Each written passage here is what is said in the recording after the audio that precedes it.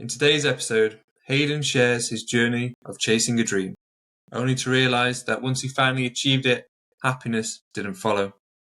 He opens up about the challenges of stepping away from what he thought was once his purpose, navigating the uncertainty of a 9 to 5 while still searching for what truly fulfilled him. Now he's found the thing that brings him joy. We also dive into the power of support from the people around us and the importance that plays, with Hayden highlighting the crucial roles that his mum and girlfriend has played in his journey. Welcome, Hayden, to the podcast. Thank you very much. Appreciate it. Thanks. Okay. So as you know, the Resilient Man podcast is real men, real struggles, real conversations on mindset, resilience and growth. And the premise is because sometimes hearing someone else's story is the first step to rewriting your own. So with that in mind, if someone was to come up and ask you, what's the story behind who you are today? What would you say are the 2 or 3 key moments that have helped shape you? It's a very, very difficult question because it's very hard to narrow down several moments. Obviously, things that happen in your childhood shape a lot of things. I won't go too deep into that, but I'd say the thing that makes me as driven as I am is the fact that I grew up in a single parent household. My mum struggled. She had 4 children, trying to raise them all on her own. I saw how she struggled financially. I saw how she just had a very difficult time while I was growing up.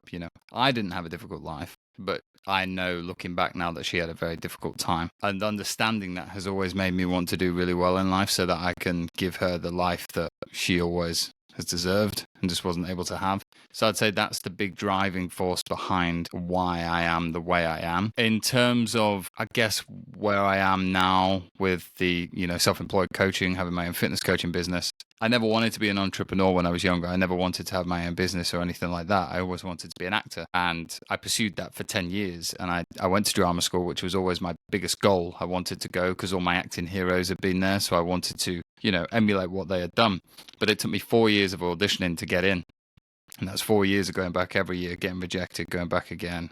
And then after I finished my 3 years, after eventually getting in, I realized I didn't want to be an actor anymore. And I was like, well, what the hell do I do now? And that was a big thing for me, because when you've only gone after one thing for a long time, and then all of a sudden that thing is no longer there, or you're not pursuing it anymore, you feel like, hey, it was a waste of time. And then B, you kind of feel like, well, what's next? I don't have anything else. So I guess what led me to where I am now is, after that ended, just trying many, many different things. Like I said to you, I got into professional wrestling for a while. Did all these different kind of things while I was trying to find what I'm really passionate about. So I think the leaving drama school was another big thing to get me to where I am today. Other than that, I think it's just many, many years of working shit jobs that I hated, doing things that I couldn't stand, and just doing them for the money, and just never being happy, and always knowing that there was more out there. I always knew that there's so much more out there than just, if you're into a 9 to 5 and that's all you want to do, that's absolutely fine. But that was just never me. That's not what I wanted. I didn't want the normal life. So I think going through all those crap jobs gave me a drive to do something different. So I guess that's the 3 points, if that's a very long-winded answer to your question, but I hope it helps. Yeah, no, absolutely. A lot of the time, one of the things I'm really interested in understanding is what motivates people and what drives people to do what they do, and to try and push through those hard times, those moments of resistance where everything seems to be against you. Some people will push through and some people will give up. And to understand that drive, so I know you talked about your mum growing up as a single parent. So your drive there is to helping your mum out so she doesn't have to struggle or have any money worries. Yeah, exactly that, mate. So I can relate to that in some sense. So my mum, although my dad was in my life still, but my mum brought me and my brother up solely. And I was not a difficult child, but I didn't like other people telling me what to do. So when I was in childminders, I just didn't get on with them. So my mum ended up leaving full-time work to then look after me and my brother full-time. And now she does okay, but I want to get to a place where I can spoil her, because I've got a bit of guilt, because it was down to me somewhat that she left full-time work to then to look after me and my brother. So I can fully relate in terms of your motivation and drive to want to get to that point. In terms of that moment for you, and again, this is something I can also relate to, you spent 4 years pursuing it. acting school. So it took me 4 years to get into it, and when I got in, I studied there for 3 years. Yeah. Okay. So that's a decent amount of time. So can you talk me through that kind of like realization moment and what was going through your mind at the point where you decided, do you know what, this is not for me. I'm not enjoying it. I'm not happy. Yeah, so it was during COVID. It was 2020, I think, when I finally stopped doing it. And I literally only just graduated a couple of months before. Well, I was in a pretty bad place at the time. You know, I think COVID, everybody had a bit of a difficult time. It affected a lot of people's plans and took several years away from our lives in a sense. And when I got to my third year of drama school, which, you know, was probably my most enjoyable year of drama school, I just realized that as it started to become a business, as it started to become me going out on auditions, me trying to have a life and have a job that pays the bills, that allows me to go on auditions for however long it took to make any kind of living from acting. And I went to school with so many talented actors, and so many of them have not been able to make any kind of living from this industry. And I didn't want to be in my mid-30s, 40s, still waiting tables, you know, still working little admin jobs while I was just trying to pursue this dream of mine. And don't get me wrong, like I'm all for pursuing your dreams, and I did, but I was realistic in the sense of I don't come from a family where my parents can help me out with money. You know, I can't move back in with my mom and, oh, don't worry if you're out of work for a while, we'll look after it. I never had that option. So I was like, how do I find a job that, you know, bloody gives me time off to go to auditions? Because I don't care if I have an acting passion that I'm pursuing. At the end of the day, like, your employer doesn't care what you do outside of work. They just want you to do work when you're in the job. And I just got to the point where I was like, I don't really enjoy this anymore. And I think COVID was a big realization of, you know, anything could be, don't mean to be, you know, morbid, but anything could be taken away from you at any moment. And it's like, how do you really want to spend your life? Do you want to spend your life doing something you pretend that you like to do because you used to love it? Or is it okay to just, you know what, that doesn't serve me anymore? Let's step away from it and find something else that does serve me. So I guess I just didn't want to waste any more time, to be honest. I think that's really powerful, and coming to that realization to what doesn't serve you and what does serve you. It's something that I coach about a lot, and that realization moment is that first step. Okay, so I'm doing this now. Where am I projected to be in 10 years' time? Like we say, in your 40s, it's probably going to be more of the same. So it's understanding that and then going, okay, so what's next? What happened next then? So you left the school, then did you go into full-time work, or where did you go? Yeah, there? So I graduated in 2020. I got my, you know, BA honours degree. Not that it means anything in the acting world, but I had the degree, and then I decided that I wanted to pursue professional wrestling because I was living in Nottingham at the time. I'd only recently moved there. And when I was a kid, I was always a massive WWE fan. But growing up in Grimsby and Cleethorpes, where I'm originally from, there wasn't a lot going on up there. No one really had done very well. And the British wrestling scene wasn't very big. Not many English people made a living from wrestling. So when I was a kid, I was always like, oh, it's never going to happen to a kid from Grimsby. It's kind of pointless, you know? So I never did it. Well, I tried it a few times when I was a kid, but I never stuck with it. And then when I was 27, when I graduated from drama school, and I was looking for what else can I possibly do that I'm interested in, I saw that there was a really good wrestling school nearby that had made some pretty successful people out of it. And I contacted them during COVID and begged to go to this school. And they eventually let me join.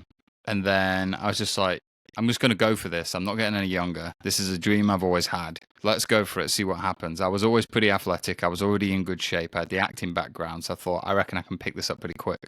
And I did pick it up pretty quick. And then as soon as I started that, I was like, right, this is it now. This is going to be my next thing. I'm going to be a professional wrestler, and this will be my job. Pro wrestling is very, really hard, so you need a day job to keep yourself going. So that's why where you met me, when I was working in a 9-to-5 office job, I was doing that job to pay my bills so I could train on the evenings and then have my weekends free to travel up and down the country doing shows. But again, after a while, I was just like, you know what? It's a bucket list thing ticked off, but it's still not the thing. And I've always struggled with that. I've always been like, what's the actual thing? And I think I'm going to have many, many things. I don't think fitness coaching is going to be the thing for the rest of my life. There's going to be something else after it. You know, there's always something else, I guess. Yeah, no, I completely agree with that. So what you're doing now, what you're passionate about, might not be what you're passionate and you enjoy doing it in 10 years' time. Yeah, because no one knows how they're going to be in 10 years, you know. So Where does Australia fit into this? So when everyone was working together, you was really excited about going to Australia. Has that always been a bucket list thing for you? No, not at all, mate. I'd never really considered it before. It was my ex-girlfriend. We had planned to go because the age where you could get a visa stopped at age 30 to do a working holiday in Australia. And we were just kind of both a bit unhappy with our lives and thought, oh, this could be a fun thing to do. So that's why we went to Australia. Didn't turn out the way I wanted it to. Intended to make a life out there, sort of thing. Didn't go that way. Came back after a few months. But it was never something I dreamt of doing. I'd never had any dreams or aspirations to go to Australia. It was just kind of a spur of the moment thing. Booked it. A few months later, we were going.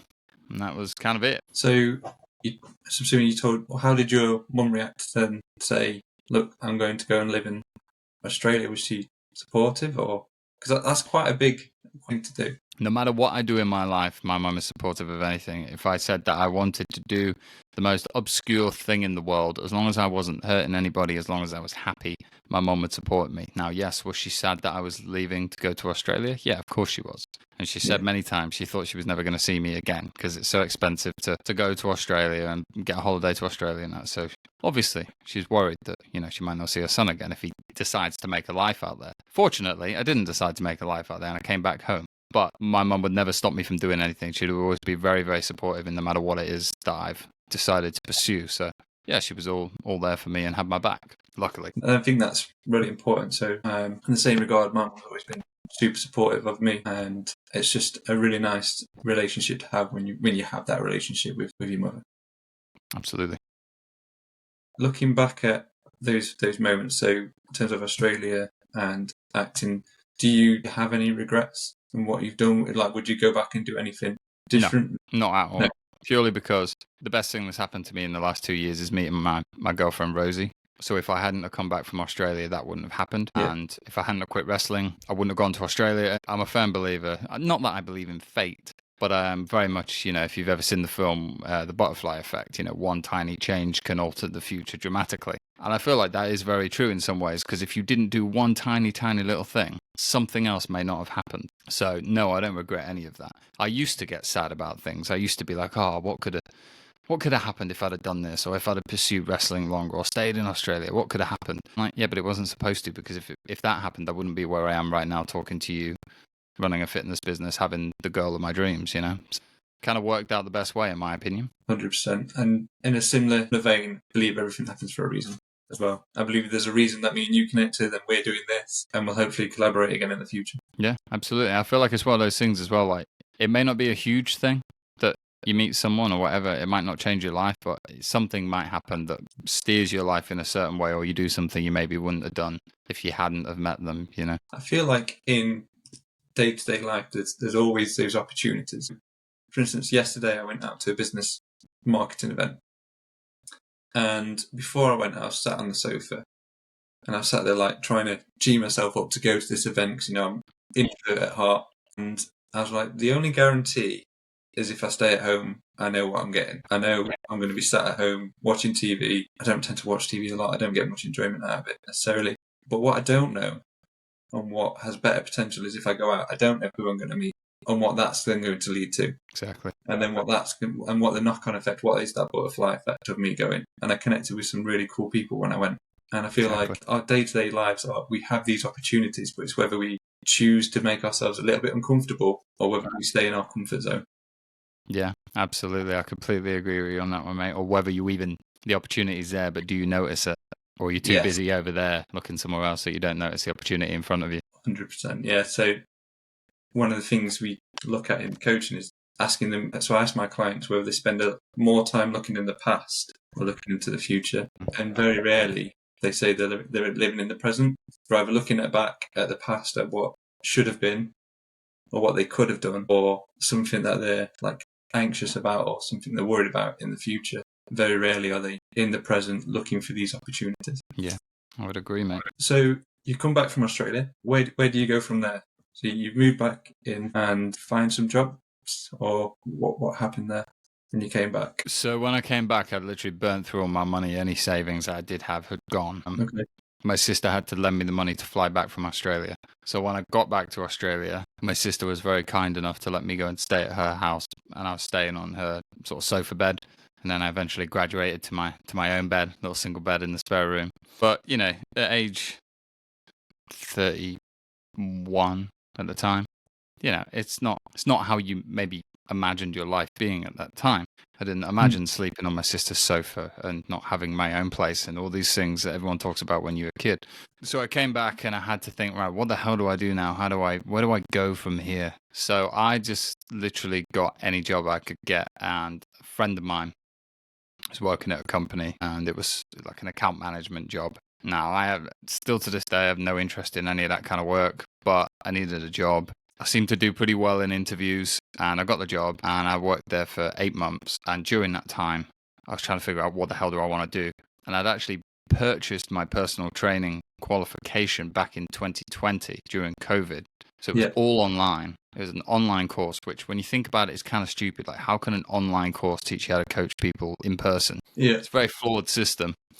But I just never finished it, and I kept putting it off. And then 2022, I believe, I was like, you know what? I'm just going to finish this course, and maybe I'll use it one day. And I decided to finish it. And then when I finished it, I was like, you know what? I'm going to pursue personal training. I've always been into fitness. I've trained since I was 18 years old. It changed my life. I was like, maybe I could do this. Maybe I'd be good at this. So then I saved up like $5,000 while I was working at that job.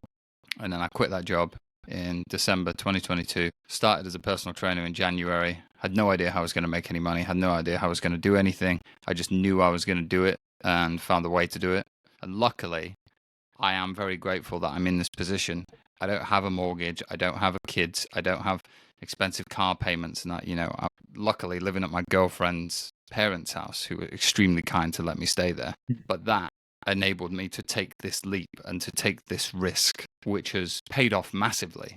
But if I didn't have that luxury, I wouldn't have been able to do it. So that was kind of the last 2 years, really, of what I've been doing. So making that decision, and because a lot of people, I feel, will find that too risky.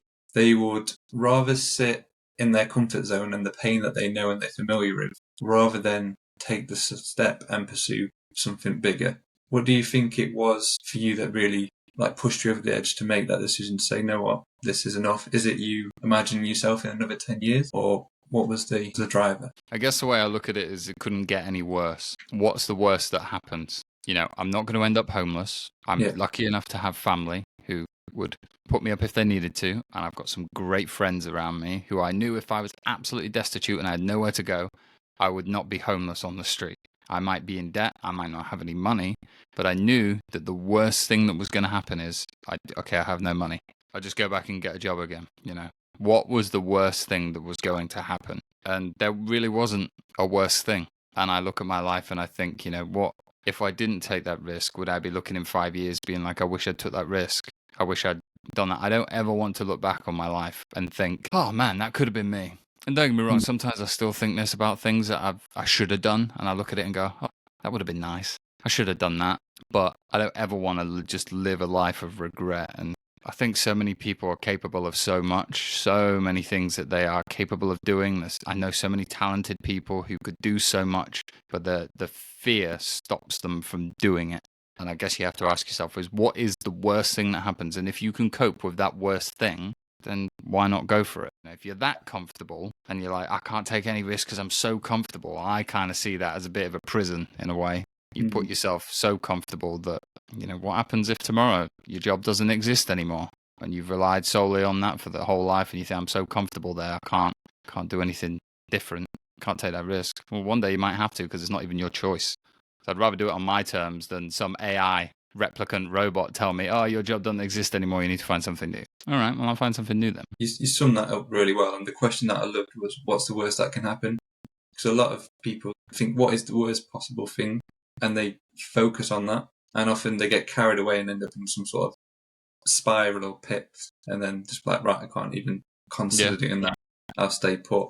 One of the reasons why I came into coaching again, for my motivation, was just going into work one day and being told I didn't have a job anymore.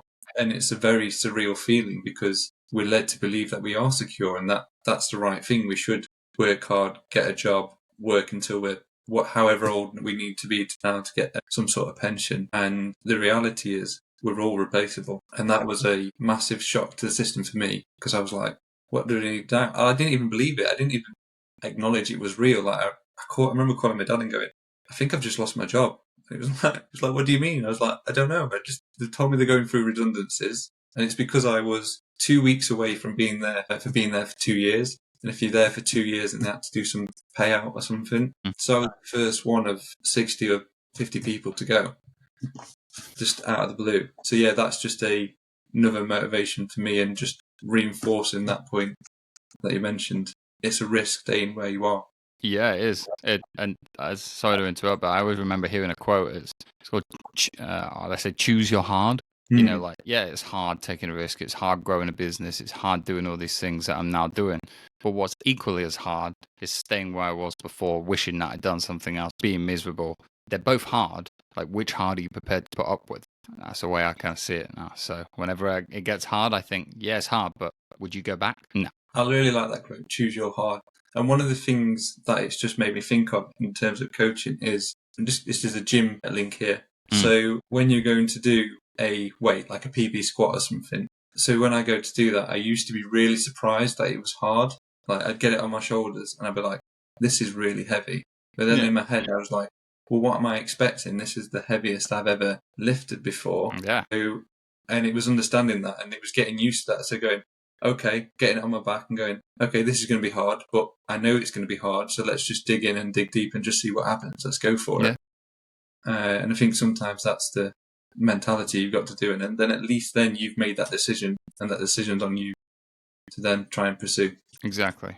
And it's like what you're prepared to do, I guess. You know, I have no intention of ever trying to be a billionaire, because I'm not prepared to do what is required to become a billionaire. You know, there's being rich and successful, and then there's billionaire level stuff like that. It's like, that's too hard for me. I'm not that crazy. You look at what people put in, and is the like 20-hour days or something ridiculous in order to make that, and all that time that you're sacrificing away from everybody else. And I think it's understanding where you're happiest, trying to find that happy line of your work life, your social life, and what you need for your own well-being as well, making time for that. Yeah, absolutely. So in terms of where you are now, so you're currently a PT, self-employed, and how is that? Are you happy now? Are you a lot happier now doing what you're doing? Is this that passion? Is this the thing that you were looking for? Yeah, most definitely. I'm the happiest I've ever been, because like I said, although it's hard,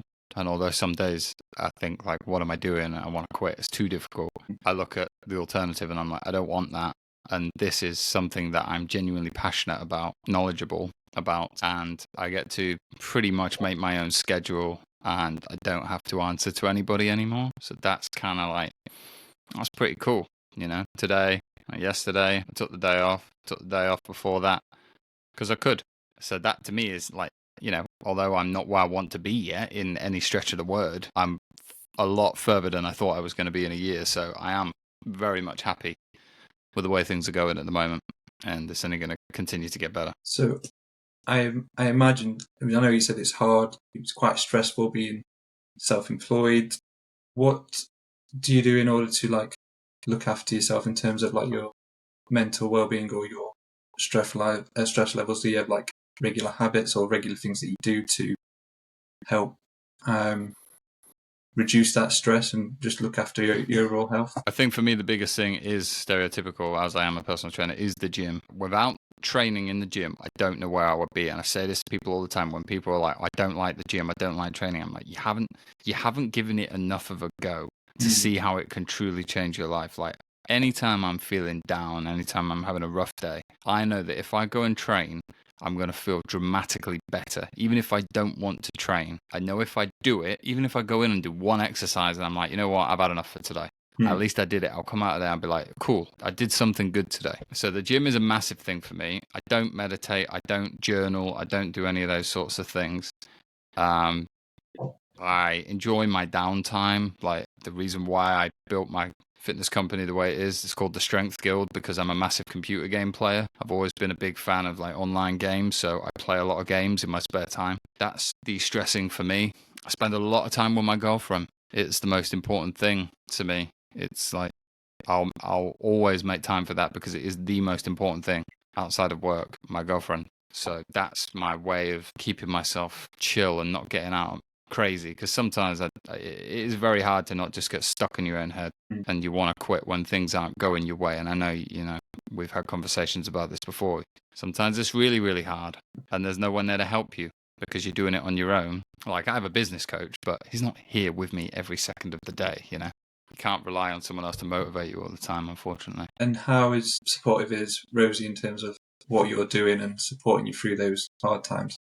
Rosie is massively supportive. Rosie wants me to do whatever I want to do. Again, the same as my mum. Yeah. She will be very understanding whatever I have to do. If I tell her, I need to do this today, I might be on my phone a bit more, I need to make some content on the weekend while we're out. We go out for meals and that, and I'm like, can you just film this quick thing for me so I can turn it into a reel or whatever? She's very, very supportive, and that's something I'm extremely grateful for. And, I can't imagine not being with someone who is supportive of the lifestyle that you want to live, because it's never going to end well. You should be supportive of whatever your partner wants to do. And I'm very, very lucky that I have that. So, no, she's like my biggest supporter, and she'll do anything she can to help me, when she can. That's really nice. And I think it's possibly underestimated how valuable it is to have someone in your corner, especially when you're trying to do things on your own. Hugely. And you sometimes need that kick. When you're feeling a bit lazy, you're lethargic, you're on the sofa, you should be maybe doing something towards a business or something, and having that support and someone to give you that kick and that motivation and that drive to say, no, come on, get up.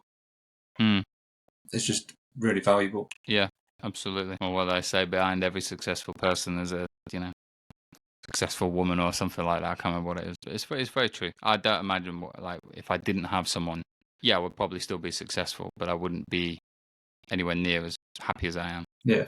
There was a question that was asked a few years ago, which was, is success your happiness or is happiness your success? And it kind of stuck into my head, because a lot of people are chasing their idea of success at the detriment to their happiness. And it's always something I've thought about, because a bit like you, ambitious, got that drive, got that motivation, want to do well, want to succeed, want to support my friends and family as much as I can, but not at the detriment to not acknowledging what I've got around me, the support I've got around me. I'm just going to lead into another quote here, or something else I've heard, which was, I bet you'd give me everything you had to have everything you have now in 25 years' time. And I instantly think of the people in my life that I've got right now when I hear that. And I just think it's so true and so important and it's something I have to remind myself on a regular basis. I do put myself under pressure to try and succeed and to try and do well and to help as many people as I can. But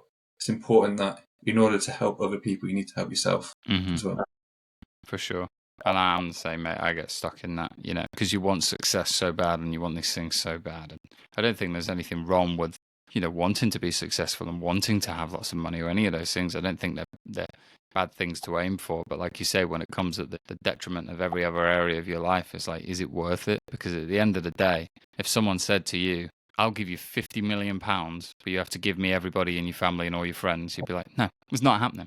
So it shows that you value all of that way more than you value any kind of monetary gain. So just looking into the future now, what does the future hold for Hayden? Where do you see yourself in 12 months' time? Well, I'd like to continue going at the rate I am now, if not faster and better than I am already. But the Strength Guild, I want that to be the biggest. My goal is to have the Strength Guild be the biggest fitness coaching platform out there for people like me.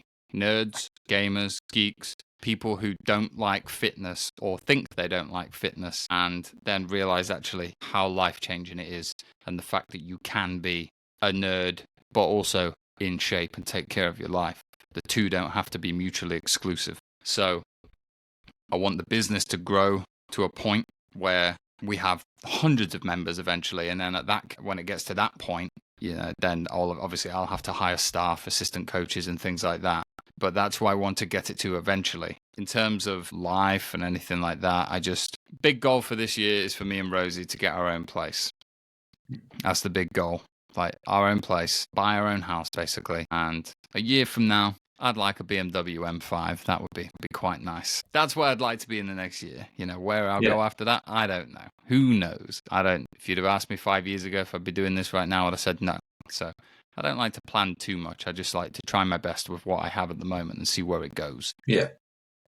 I think it's important having that focus and the constant grind. I know from me, some of the things that I admire about you is the fact that you're constantly grinding out the content, and it's something which you take a lot of time in preparing, and it matters about the production and everything you put into it. But from your content, it's more than just go to the gym. You've actually spoken about negatives and positives. I know you said you've hurt your shoulder. So, some people go, right, that's it. I can't do anything. I can't train. Mm-hmm. Shoulder's injured. But you're like helping people change their perspectives, saying, well, what can you do? And I know you spent a lot of time, have other videos where you're looking at helping people increase their confidence, recording a video when you're walking around in the cafe or if you're outside. And another element is about the pressure that we've spoke about it. I think you spoke about your wrestling career, how you put yourself under pressure. One of the things that I admire about you is it's not just lift weights, drink protein shakes. There's a lot more to you and your content, which is why I kind of feel aligned with what you're doing, though we're going down two different avenues. Yeah, and I just wanted to say that's something that I admire about what you do, and I appreciate the grind. Oh, thank you, man. It's not easy on your own, especially. So, yeah, I just keep going at it. Thank you. But I admire you too, because I admire anyone who's doing something that's difficult and trying to do something out of the norm, like, what you're doing. It's not like, there's a million personal trainers, there's a million coaches and things like that. There's not many, I don't know what you would call it, life coach or whatever you would call it.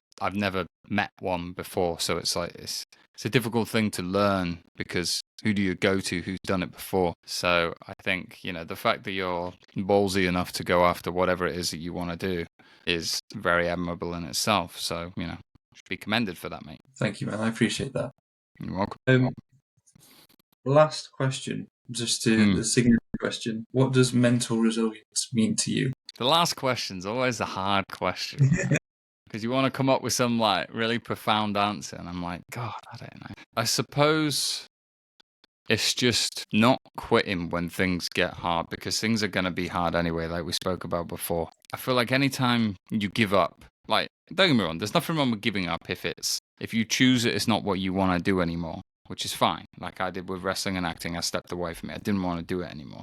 But I feel like so many times people give up when they're on the cusp of success, or something's not working, or they think it's not working. I feel like this all the time. I'm like, you say that you admire me making content. I'm making content every day. I haven't missed a day in a month now. It's draining. It's tiring. And you think, no one's watching this. It's not getting enough traction. It's not doing this.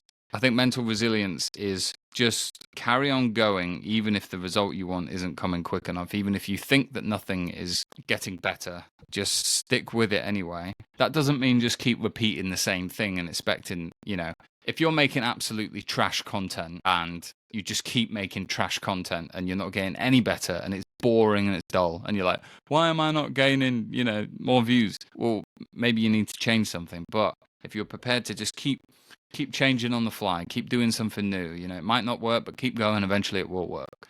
And I firmly believe that, because it's everything I've ever done in my life. It's only ever come because of that mental resilience.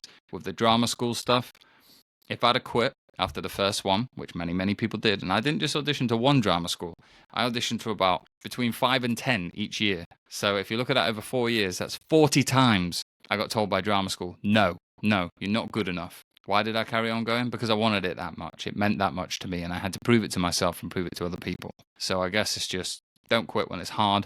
It's going to be hard either way. Just keep going, I suppose, if that helps. That was a mint answer. That's ace. Yeah, no, again, fully relate. It's almost like that choose your hard and just keep going, keep grinding. And who knows where you'll be in 5 years, 10 years time. Perhaps me and you will just look back at this and just laugh at our first podcast together. And then look at where we are in the future as well. So exactly, mate. I want to thank you very much for your time, Hayden. No, you're welcome. My first ever guest. I really appreciate it, man. No, thank you for having me on. Thank you for letting me be your first guest. I hope you carry on doing more of these and don't quit after the first one. Nice one. Cheers.